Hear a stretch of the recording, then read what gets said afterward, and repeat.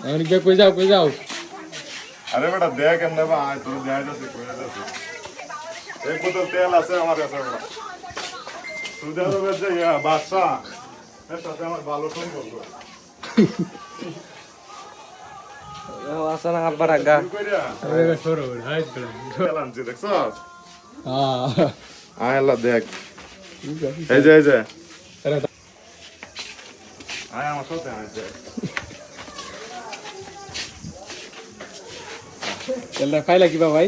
তেলটা এটা আরেক ঘটনা প্রায় 20 কাঠার মতো সম্পত্তি আছে আমার এটা বেচছি দলিল টলিল করে দিয়া পরে তেল সৌদি আরবের যে বাদশা এর সাথে ডিল করিয়া পরে তেল আনছি তুই ক্যামেরাটা অফ কর হ্যাঁ দেখছি।